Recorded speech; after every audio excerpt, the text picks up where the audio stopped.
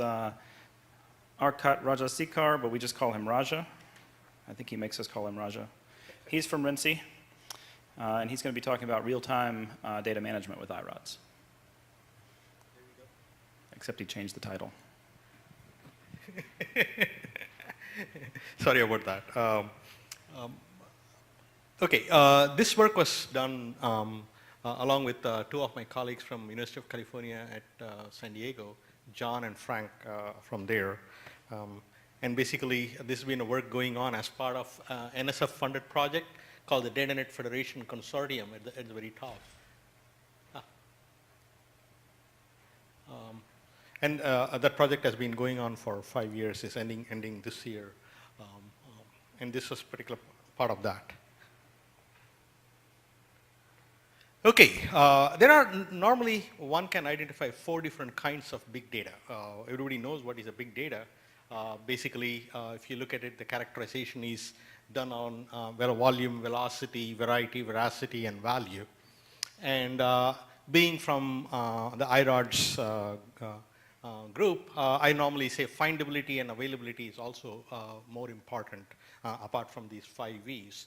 And if you look at all the different kinds of big data, you can see that iROD probably does all of them very well, except for probably the crowdsourced one, even though people have used Facebook data and Twitter data and have microservices for getting data from them, harvesting from them and putting into iRODS.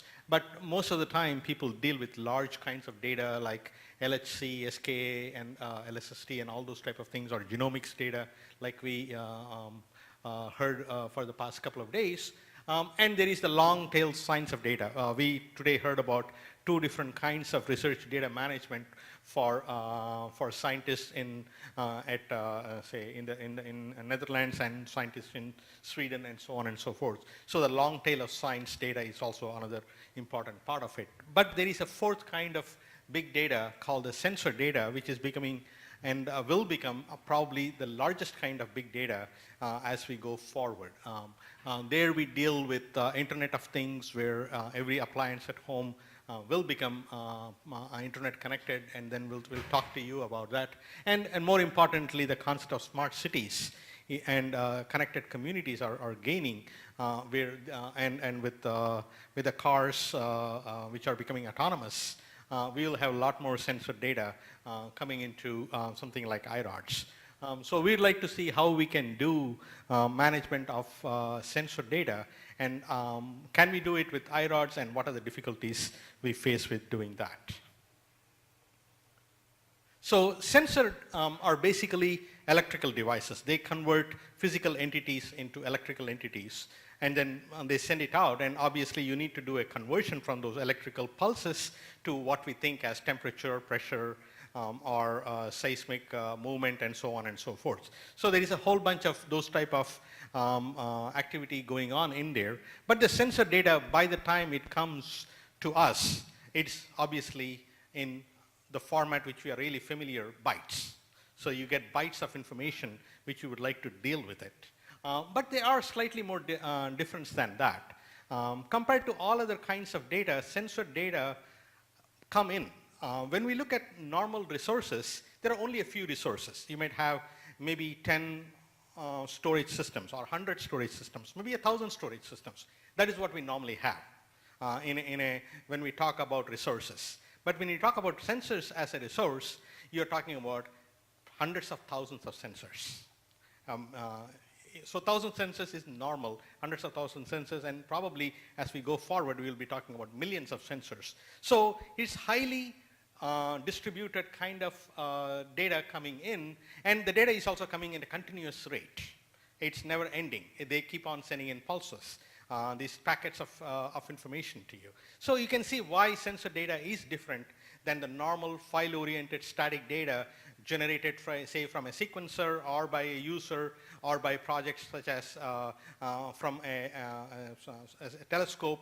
They are slightly different than what we can look at it from the coming out of a sensor. And they also, a very important aspect of the sensor data is that they are time-oriented.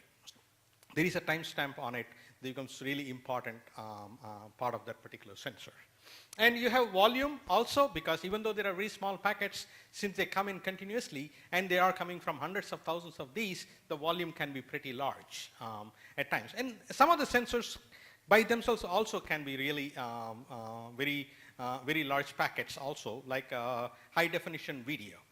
Say coming from a robotic platform under the sea. So you might have an autonomous vehicle moving around and taking high definition video for marine sciences, and you can get a continuous feed of that particular one, and you have to capture that and then store it and then deal with it. So you need to worry about it. So you can see where it is very important. The other one which is really important is that fusing of sensor data. Normally whenever you do analysis using sensor data, you don't just take one sensor data and do some analysis on it.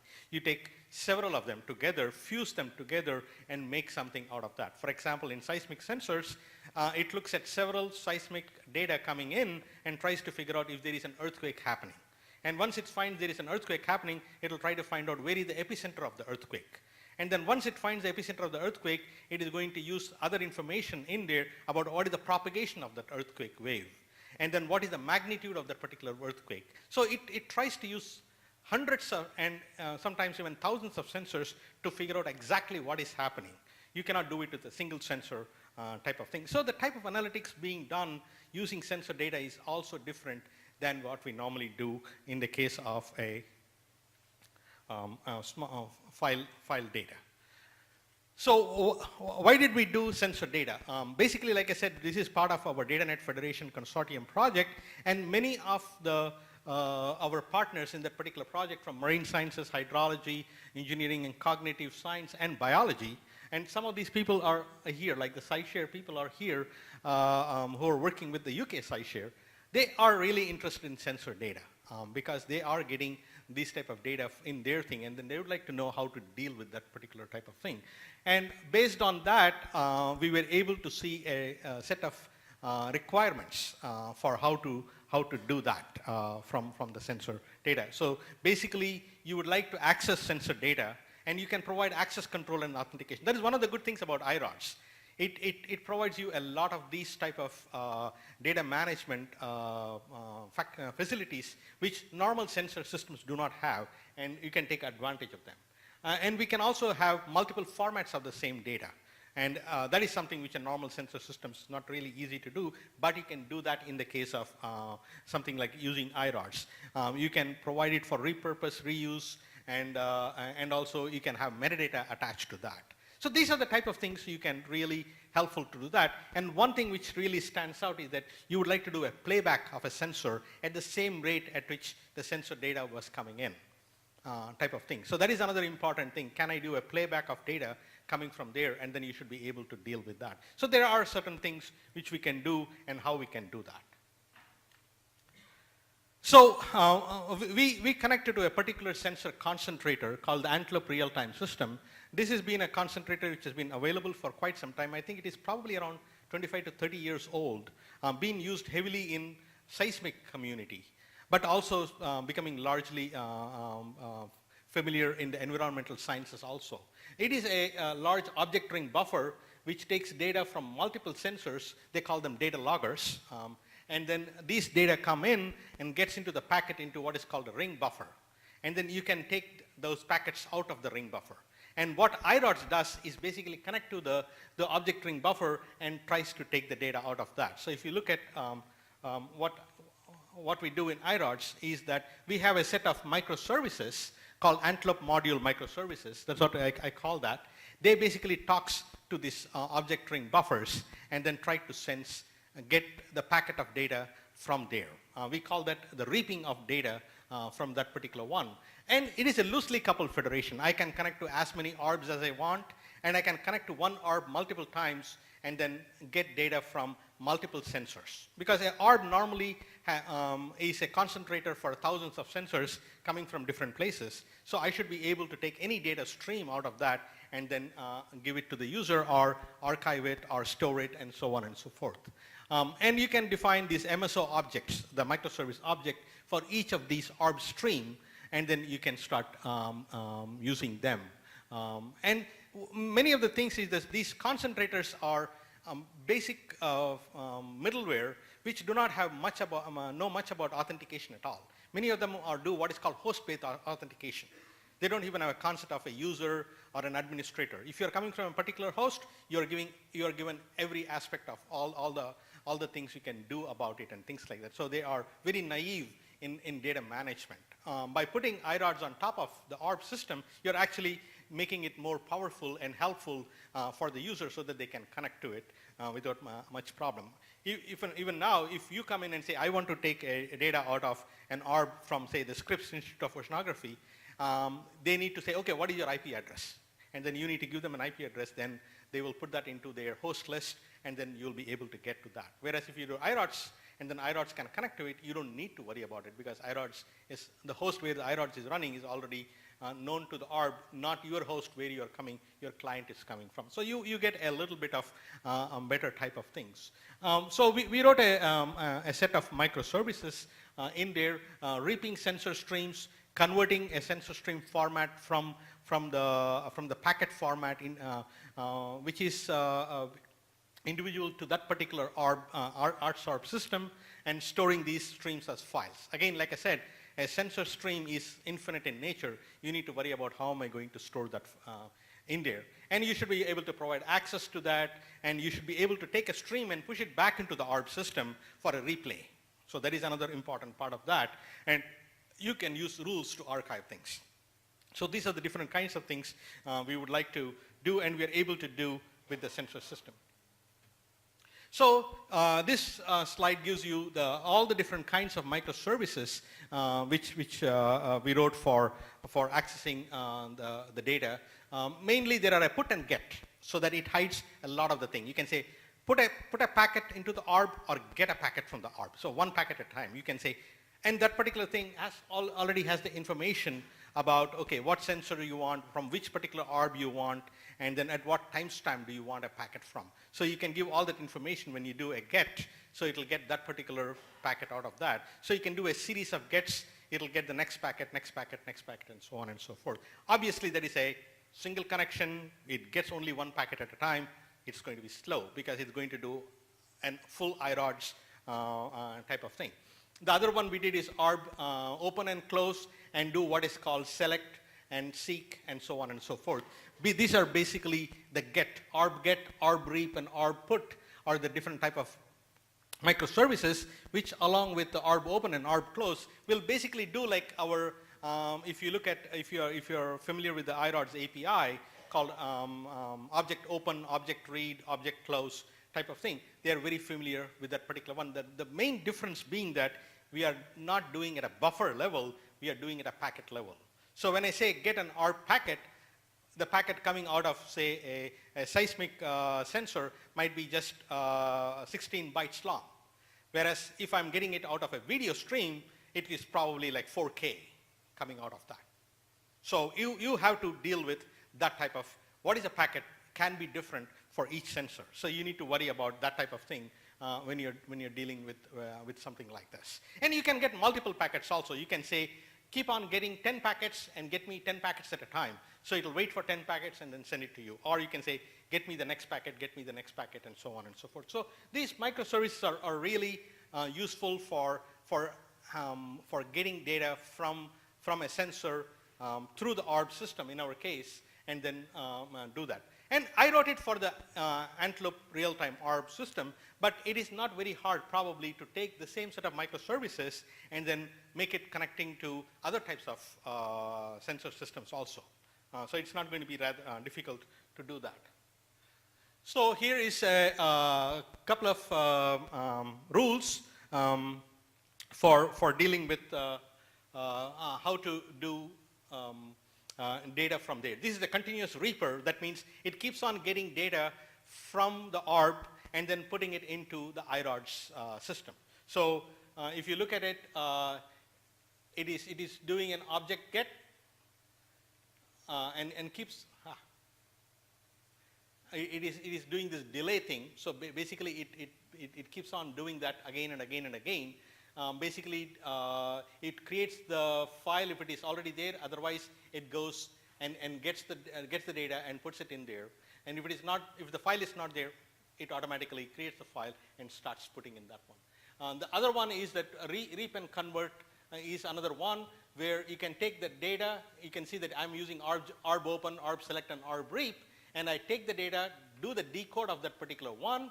I can tell it to decode into particular formats. In this particular case, the mode in is basically tells you about what format it needs, and in this particular case, I think it's mode in 2 is equal to 2. Basically, it converts into, I think in this particular case, the JSON waveform format, and then stores it, and you're done. So because it is getting a seismic wave, I can do that. So I can write these type of rules, and then apply the rules and get the data out of that. Here is some inject rule. So you not only get data out of the sensors, you can actually put data back into the ARB system, which is very useful if you're going to do what is called a playback of your data. So if you are doing multiple playback, you want to look at current data stream and a historical data stream. You would like to take the historical data stream, feed it into the ARB, and look at both of them at the same time, because you will get them from the same timestamp. So it is a really, really good way of do what is called ARB to ARB transfer, and we can do that also.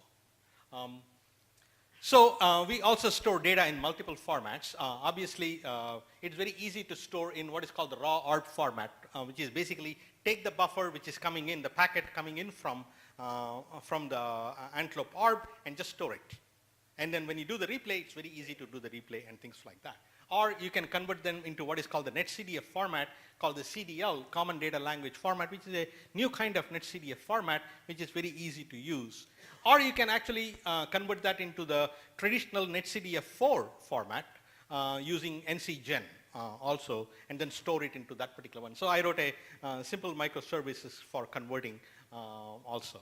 Or we also have a conversion into JSON format, and you can store that. And we had tested our system with seismic sensors and pressure sensors and a couple of other types of sensors also.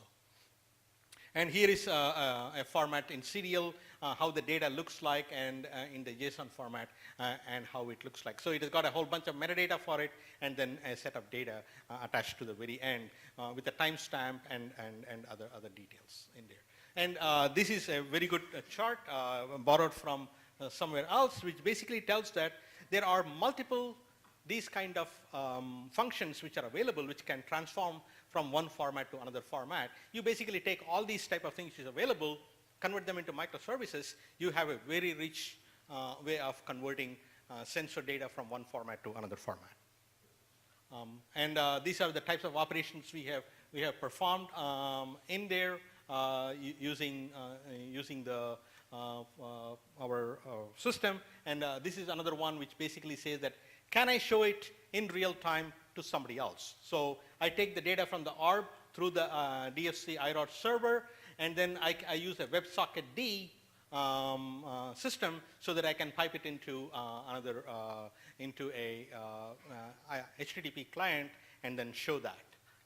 And you can see in that particular one where I can choose a particular sensor which I would like to do. In this particular case, I have, I don't know, around 30 or 40 different sensors. If I didn't do a drop-down list for the earthquake sensors, there are around 400 earthquake sensors which I can reap out of that in there to do this type of thing. So it knows exactly, okay, this is an earthquake sensor, this is this type of data, and then I can go and run that, and then this is how it will look like when I'm showing that on the screen. Almost done. So in conclusion, basically what we have shown is that sensor data is a really important type of big data, which is going to be becoming more and more important for us. And this is one way of trying to have the iRODS system talk to sensors and sensor concentrators and get the data from them, and then store them, archive them, and also play back them, and then also immediately give it to the user, and also provide a whole bunch of data management functionality on top of these sensor systems. Okay, thank you.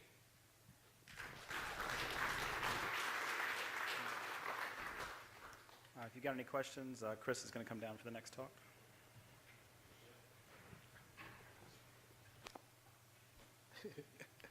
Is it working? Yeah. First of all, thank you for this very relevant presentation. I was wondering, you must have considered giving the user some selection rules at the gate, like give me just one registration per hour instead of one. Oh, yeah, every yeah. microsecond. Actually, there are. For example, I have a few ways so that I can say that sub-selection. You can say sub-sampling. So there is a, you can ask it to do sub-sampling. Or you can also select a particular sensor and then do a sub-sampling of it. And you can also tell, don't send it to me immediately one after the other. Pull them together and then send it. So there are a few of those microservices, a few of those options also as part of that. Okay, because that would prevent the storage from rising to a point where. Yeah, if you can, in a sense, I haven't stored a lot of data using this particular one. Actually, once I left it running and then I forgot about it and then I come back. But when I run this in the Scripps Institution of Oceanography back at UCSD, they got tons of space. They got, I think, around 50 terabytes. I probably filled out around half a terabyte or so. So it didn't matter much. But it kept on working. I didn't even know because I connected and do that particular thing, and then for several days I didn't even go there. And then I reconnected and I saw that I used so much of space. Okay, Yeah. thank you. Yeah, it can take a lot of space. You need to be very careful about sensor data. Okay. Thank you.